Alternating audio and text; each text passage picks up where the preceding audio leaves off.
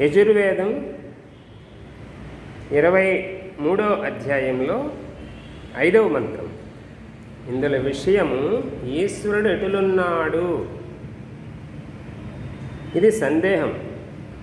ఈశ్వరుడు అసలు ఎవరు, ఎలా ఉన్నాడనేది తెలుసుకోవాలి. ఎందుకంటే ప్రపంచ విషయాలన్నీ తెలుసుకున్నప్పటికీ ఈశ్వరుడు ఎవరో తెలియకపోతే మన జీవితం లక్ష్యం నెరవేరదు. సుఖప్రాప్తి కలగదు, ముక్తి కలగదు, మోక్షం తర్వాత వచ్చే ఆనందాన్ని అనుభవించలేము. కనుక మానవ జీవిత అంతిమ లక్ష్యాన్ని తెలుసుకోవాలంటే ఎక్కడికి చేరాలి, ఎవరిని పొందాలి, ఎవరిని ఉపాసించాలనే విషయం తెలియాలంటే అతని గురించి తెలియాలి. కాబట్టి ఈ మంత్రంలో ఏముందో చూద్దాం. ఓం యుంజంతి బ్రద్నమరుషం చరస్తం పరితస్తుషః రోచంతే రోచనాదివి.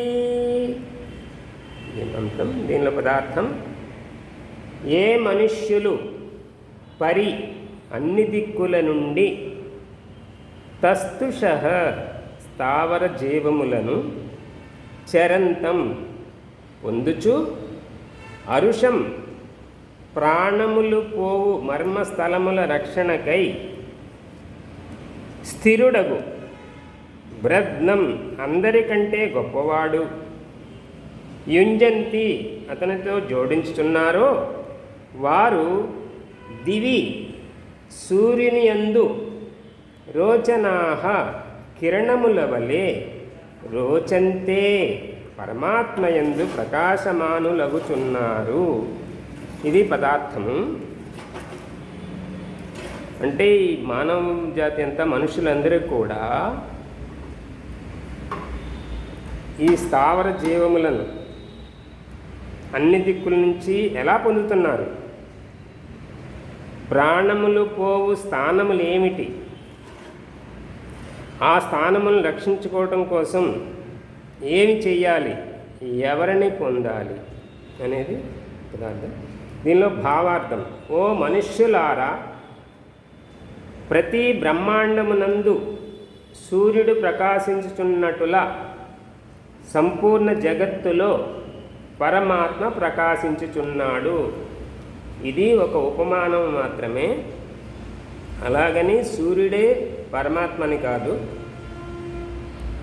పరమాత్మలో ప్రకాశము ఉన్నది. ఏ ప్రకాశము? జ్ఞాన ప్రకాశము. జ్ఞానం చేత ఆ తేజస్సుతో ఆయన ప్రకాశిస్తున్నారు.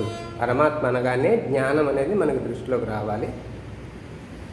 అలాంటి ప్రకాశం అనగానే, ఆ జ్ఞాన తేజస్సు అనగానే మనకు సూర్యుడు జ్ఞాపకం వస్తాడు. సూర్యుడు ప్రకాశిస్తుంటాడు, స్వయం ప్రకాశకుడు కూడాను సూర్యుడు. అలాగే పరమాత్మ తన జ్ఞానము చేత స్వయం ప్రకాశకుడు, అది ఒక ఉపమానంగా తీసుకున్నారు. అలాగ ప్రకాశిస్తూ సంపూర్ణ జగత్తులో పరమాత్మ ప్రకాశించుచున్నాడు. ఈ సంపూర్ణమైన జగత్ ఏదైతే ఉందో అందులో ప్రకాశిస్తున్నాడంటే పరమాత్మ సర్వవ్యాపకుడు, సూర్యుడు సర్వవ్యాపకుడు కాదు. ఆ సూర్యుడు తన ప్రకాశం చేత పరిమితం దూరం వరకే ప్రకాశం పొందుతున్నవి ఈ జగత్తులో. అన్ని గ్రహాల్లోకి మొత్తం విశ్వమంతా సూర్యుడి ప్రకాశం అందదు, పరిమితమైన ప్రకాశం. కానీ పరమాత్మ సర్వవ్యాపకుడు. సర్వ అనగానే అది లేని చోటంటూ లేదు. ఆ పరమాత్మ లేని చోటు లేదు, అది వ్యాపకత్వం. కాబట్టి ఆయన ప్రకాశము అంతా ఉంది, సంపూర్ణ జగత్ అని చెప్తున్నారు ఇక్కడ. పరమాత్మ ప్రకాశిస్తున్నాడు. ఆయనను పొందటానికి ఏం చేయాలంటున్నారు? విశ్వంలోకి వెళ్ళవసరలా. ఆయన అంతర్యామి అగు పరమేశ్వరుని అంటున్నాడు. అంతర్యామి అంటే మన ఈ దేహంలో మనము ఆత్మ అనే చైతన్య స్వరూపులం. ఈ దేహంలో ఆత్మ ఉన్నది. ఆ ఆత్మ లోపల మళ్ళీ పరమాత్మ ఉన్నాడు.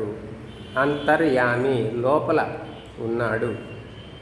అంటే మన లోపలే ఉన్న పరమాత్మని మనము ఎలా తెలుసుకోవాలి? యోగాభ్యాసము చేత సంయుక్తపరచాలి. సంయుక్తం అంటే మనము ఆ ధ్యానావస్థలో బయటికి చూడకుండా అంతర్దృష్టితో మన లోపల వైపు ఉన్న పరమాత్మయందు ధారణ ధ్యాన సమాధులు, దీన్ని సమాహిత స్థితి అంటారు. ఆ సమాహిత స్థితి అంటే ఒకేసారి ఏర్పడవాలి. ధ్యానము, ధారణ, ధ్యాన, సమాధి. అంతర్యామి అనగానే లోపలికి ధారణ జరగాలి. ధ్యానము, అది తప్ప ఇంకేమీ కనిపించకూడదు, వినిపించకూడదు. ధారణ, ధ్యానం. ఇక మూడోది సమాధి. సమాధి అంటే ఏదైతే ధారణ ధ్యానంలో పెట్టావో, ఈ పెట్టిన యోగి కూడా మనకి వేరే యోగి వేరుగా ఉన్నాడు, పరమాత్మ వేరుగా ఉన్నాడు అనేది కాకుండా ధ్యేయమే ధ్యానంలో ఉండాలి తప్ప ధ్యేయి కూడా ఉండకూడదు అక్కడ. ఆ స్థితి సమాహిత స్థితి. కాబట్టి మనము అందులో సంపూర్ణతను పొందుతున్నామంటే మనము మన ధ్యానం ఏదైతే ఉందో అక్కడ ఆ ధ్యేయ రూపంలో మనం భాషించాలి. ఆ ప్రకాశంలో ఒక ప్రకాశం అయిపోవాలి. మనం కూడా ఆ స్థితి వరకు ప్రయత్నించాలి. అది పరమాత్మ అంటే.